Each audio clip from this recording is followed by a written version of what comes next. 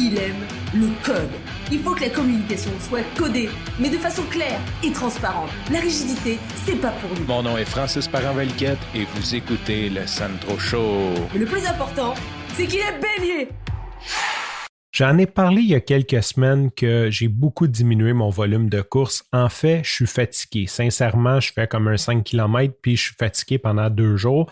J'ai vraiment de la misère à récupérer et je sais que c'est totalement de ma faute. J'ai un petit peu trop poussé au début septembre et ensuite, il y a eu quelques événements stressants dans ma vie. Tout ça a fait en sorte que mon corps est simplement fatigué. Donc, j'essaie de ne pas me mettre de pression. Non, je n'aurai pas mon objectif de faire 2020 km en 2020, mais je ferai 2021 en 2021, that's it. Ce que je trouve plate d'être tombé dans ce mood-là, c'est vraiment qu'on dirait que j'ai de moins en moins le goût de courir. Là, il fait froid, il fait noir, il fait pas beau, je suis fatigué. Donc, tout ça mis ensemble, ça fait que j'ai plus ou moins le goût. Je dois vraiment me kicker pour réussir à sortir puis à aller dehors pour courir. Aujourd'hui, petit mal de gorge. D'ailleurs, parenthèse là-dessus, c'est le fun d'avoir mal à la gorge pendant une pandémie parce qu'à chaque fois, ça te rajoute un niveau de stress. Avant, j'avais un petit mal de gorge, je me disais, j'ai eu froid, c'est tout. Ou c'est peut-être un petit rhume. Hein. Là, quand j'ai mal à la gorge, ça fait comme, OK, j'ai-tu attrapé ce maudit virus-là? Puis là, je me mets à essayer de voir tous les événements que j'ai faits dans la semaine. OK, j'étais allé à l'épicerie. Est-ce que ça pourrait être à l'épicerie? Je me suis bien lavé les mains, j'ai mis mon masque. C'est comme, on dirait que ça me rajoute une petite couche de stress totalement inutile parce que 95% des chances, j'ai juste eu froid en allant courir cette semaine ou, je sais pas, en certains poubelles, whatever, qui fait que j'ai un petit mal de gorge. Ce n'est vraiment pas lié à la COVID, ou du moins, j'espère. Je te tiendrai au courant si jamais ça dégrade et que je dois aller me faire tester. Maintenant que ça c'est dit, comme j'avais un petit mal de gorge, qu'il faisait froid dehors, que c'était maussade, qu'il pleuvait, j'avais tellement pas le goût d'aller courir aujourd'hui. Et je me suis ressaisi. J'ai dit, OK, quel conseil que je donne des fois quand des gens n'ont pas le goût, c'est de prendre des habitudes. En envie, on prend des habitudes. La motivation, ça ne dure pas longtemps. L'idée, c'est d'utiliser notre motivation pour créer une habitude. Puis d'un coup qu'on a créé l'habitude, on va continuer à le faire et voir des résultats. Qu'est-ce qui arrive? Je pense que quand on veut prendre une habitude ou qu'on veut des résultats, on est tellement motivé qu'on concentre toute notre motivation sur faire comme exploser la chose. Et là, c'est là qu'on se brûle et qu'évidemment, ça n'arrive pas. Donc, quelqu'un qui veut retourner au gym, moi, c'est ma théorie.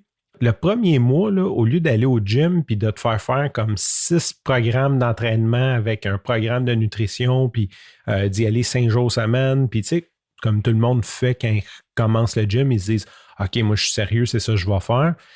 Moi, ma théorie, c'est que le premier mois, là, le premier 30 jours, là, ton habitude, ça devrait juste d'aller au gym. Ça devrait être ton seul objectif. Au lieu de te mettre la barre de perdre 10 livres en 3 jours, là, ton objectif, les 30 premiers jours, ça devrait être aller au gym. Parce que juste ça a de l'air nono, mais c'est pas naturel. Hein? Puis c'est une habitude en tant que telle. Tu sais, c'est sûr, là, c'est comme le premier lundi, le premier mercredi, OK, ça va bien.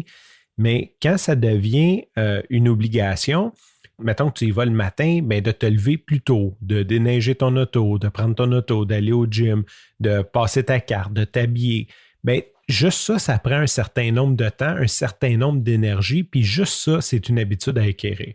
Fait que moi, qu'est-ce que je dis, c'est que le premier mois, c'est là-dessus qu'on devrait se concentrer, puis si tu commences à t'entraîner, mettons, à course à pied, bien, le premier mois, là, si, mettons, un matin, tu es fatigué, tu n'as pas le goût de courir, c'est bon, vas-y pas courir, habille-toi, mets tes chaussures, mets tes pantalons, peu importe, mets ton habit de coureur, sors dehors, puis quitte à juste faire une petite marche tout le tour du bloc, puis revenir, mais au moins de ne pas avoir comme cassé cette chaîne-là, ça va définitivement t'apporter des résultats. Et bien sûr, c'est magique de faire ça parce que généralement, quand tu es habillé, tu as tes chaussures et tout, ben, tu vas commencer à courir. Tu ne feras peut-être pas ton entraînement au complet, mais tu vas faire une partie de ton entraînement et tu vas être fier de toi à la fin. Donc aujourd'hui, c'est ça, je me suis dit, OK, j'ai pas le goût. Ce que je fais, c'est je m'habille, je mets mon linge, puis je vais juste aller dehors. Tu sais, comme je me suis dit, OK, ça va être juste ça mon objectif, là, comme arrête de penser que tu n'as pas le goût de courir, puis fais juste aller dehors habillé en coureur. Ça va être ça aujourd'hui, puis quitte à ce que tu fasses juste le tour du bloc à pied, mais au moins tu vas avoir comme sorti dehors. C'est là que je suis rendu dans ma vie, oui. Et là, c'est ce que j'ai fait. Comme par magie, j'ai fini par faire un 5 km à la course qui s'est super bien passé et j'étais tellement fier de moi.